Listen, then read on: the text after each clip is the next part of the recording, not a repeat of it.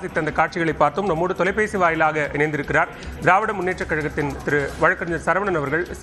வணக்கம். இன்றைய தாவேக்காவினுடைய செயற்குழு கூட்டத்தில் கொள்கை எதிரி மற்றும் மதவாத சக்திகளோடு ஒருபோதும் கூட்டணி இல்லை, நேரடியா திமுக பாஜகவோடு கூட்டணி கிடையவே கிடையாது அப்படின்னு தாவேக்கா தலைவர் விஜய் அறிவித்திருக்கிறார். எப்படி பார்க்க? இது அவருடைய விருப்பம். அவர் தொடர்ந்து இதைதான் சொல்லிக் கொண்டு வருகிறார். கொள்கை எதிரி, அரசியல் எதிரி என்று இது பண்ணிட்டு இருக்கிறார். பாசிசம், பாயசம் என்று வகைப்படுத்தி வைத்திருக்கிறார். தமிழ்நாட்டிற்கு எது நல்லது எது இல்லை அப்படின்றத திமுக நன்றாக உணர்ந்து திமுக தொடர்ந்து இங்கே பாஜகவை யாருமே இந்தியாவில் எந்த அரசியல் கட்சியுமே எந்த அரசியல் தலைவரும் எதிர்க்க முடியாத அளவிற்கு ஒரு நெஞ்சுரத்தோடு ஒரு கொள்கை உறுதியோடு தொடர்ந்து கடந்த 10 வருடங்களாக பாஜகவை எதிர்த்து கொண்டிருக்கக்கூடிய ஒரே இயக்கம் எதுன்னு பாத்தீங்க அப்படின்னா திமுக மட்டும்தான். ஸோ பாஜக எதிர்ப்பு அப்படின்னும் பொழுது திரு விஜய் அவர்கள் இன்னும் பெரிய அளவுல பாஜகவை அவர் எதிர்த்த மாதிரி தெரியல. கொள்கை எதிரின்னு சொல்றாரே தவிர பாஜகவுடைய எல்லா இதுக்கும் திமுக எதிர்ப்பது போல அவரால் எதிர்க்க முடியல. அது என்ன காரணம் என்றும் நமக்கு தெரியவில்லை. இப்ப ஒரு இதுலயும் ஒரு இது வச்சிருக்காரு, கூட்டணி கிடையாதுன்றாரு. அவருடைய கூட்டணிக்காக கண்டிப்பாக இங்கே யாரும் இயங்கவில்லை.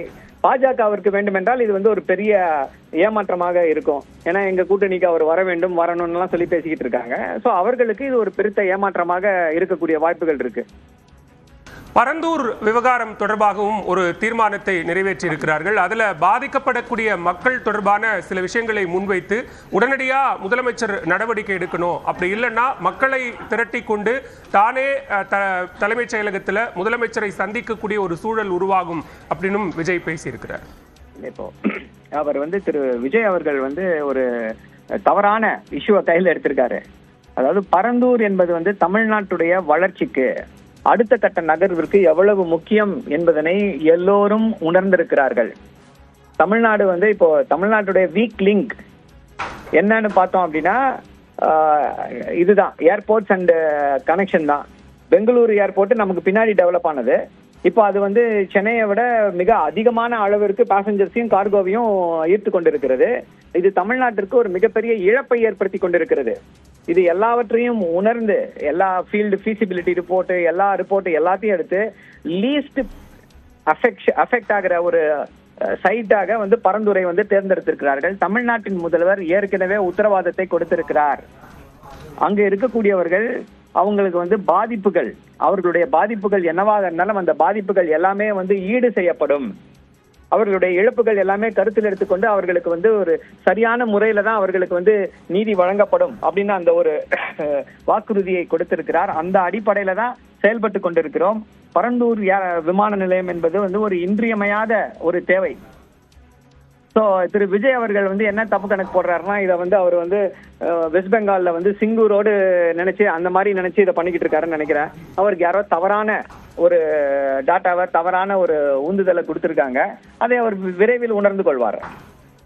நன்றி சரவணன். இணைப்பில் கருத்துக்களை பகிர்ந்து கொண்டமைக்கு நன்றி. தமிழக வெற்றி கழகத்தின் இன்றைய செயற்குழு கூட்டத்தில் பல்வேறு முக்கிய தீர்மானங்கள் நிறைவேற்றப்பட்டிருக்கின்றன. அதில் தொடர்ச்சியாக கூட்டணி தொடர்பான நிலைப்பாட்டில் தமிழக வெற்றி கழகம் என்ன முடிவை எடுக்கப் போகிறது என்கிற கேள்விகள் பரவலாக எழுந்து கொண்டிருந்த நிலையில் அதற்கு பதிலளிக்கும் விதமாக சில முக்கிய தீர்மானங்களும் இன்றைய செயற்குழு கூட்டத்தில் நிறைவேற்றப்பட்டிருக்கின்றன. அதில் கொள்கை எதிரியாகவும் அதே நேரத்தில் மதவாத சக்திகளோடும் நேரடியாகவும் மறைமுகமாகவும் ஒருபோதும் கூட்டணி இல்லை, இது இறுதியான முடிவு மட்டுமல்ல உறுதியான முடிவும் கூட என்றும் தமிழக வெற்றி கழக தலைவர் விஜய் அறிவித்திருக்கிறார்.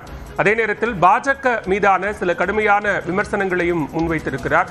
ஒன்றிய அளவில் மலிவான சில அரசியல் காரணங்களுக்காக பிளவுவாத செயல்பாடுகளில் பாரதிய ஜனதா கட்சி ஈடுபட்டு வருவதாகவும், தமிழ்நாட்டில் பெரியார் மற்றும் அண்ணா உள்ளிட்ட தலைவர்கள் அதே நேரத்தில் மதிப்பிற்குரிய தமிழ்நாட்டின் தலைவர்களை அவமரியாதை செய்து அதன் மூலம் அரசியல் ஆதாயம் தேட நினைத்தாலோ அல்லது அதன் மூலம் குளிர்காய நினைத்தாலோ அது தமிழ்நாட்டில் ஒருபோதும் எடுபடாது என்றும் காட்டமான சில கருத்துக்களை பாரதிய ஜனதா கட்சிக்கு பதிலடியாக தவிக தலைவர் விஜய் முன்வைத்திருக்கிறார். அதே நேரத்தில் திமுகவுடனும் கூட்டணி இல்லை, தேசிய கட்சிகளோடு திமுக, அதிமுக உள்ளிட்ட கட்சிகள் கூடி குழைந்து கூட்டணி வைப்பதைப் போல தமிழக வெற்றிக் கழகம் ஒருபோதும் அந்த நடவடிக்கைகளில் ஈடுபடாது என்கிற கருத்தையும் தமிழக வெற்றிக் கழக தலைவர் விஜய் இன்றைய செயற்குழு கூட்டத்தின் மூலமாக தெரிவித்திருக்கிறார். அவர் பேசிய அந்த காட்சிகளை மீண்டும் ஒரு முறை பார்க்கலாம். தீர்மானம் 2.